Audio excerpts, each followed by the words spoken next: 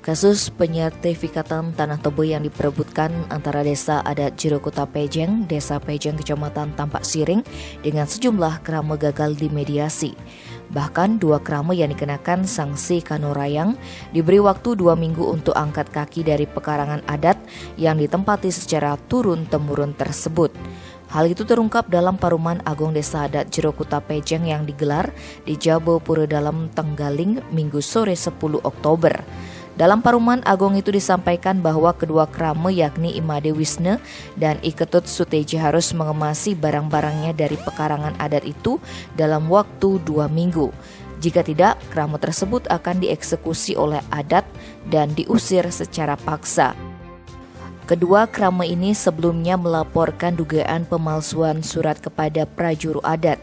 Selain kedua krama tersebut, 160 kakak lainnya yang menempati 80 song tanah adat setempat juga diberikan sanksi berupa tidak mendapatkan pelayanan adat selama 2 bulan. Kasus ini bermula dari konflik penyertifikatan tanah tebu di Desa Adat Jirokota Pejeng bergulir sejak adanya program pendaftaran tanah sistematis lengkap. Kemudian puluhan kram Desa Adat Jirokota Pejeng dan Desa Adat Panglan Desa Pejeng Kecamatan Tampak Siring mendatangi kantor Badan Pertanahan Negara Gianyar Rabu 22 Juni pagi. Kedatangan mereka menyampaikan keberatan atas tanah tebu maupun tegal krama diterbitkan sertifikat hak milik atas nama desa adat atau dijadikan tanah pekarangan desa. Ada sekitar 75 pekarangan atau pemilik rumah yang merasa keberatan.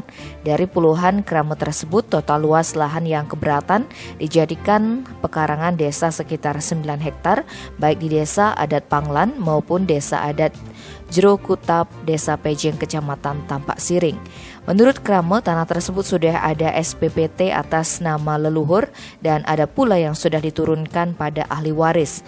Kasus ini pun sudah dimediasi berkali-kali, namun hingga saat ini belum menemukan titik temu dari kedua belah pihak. Tim Bali Express melaporkan.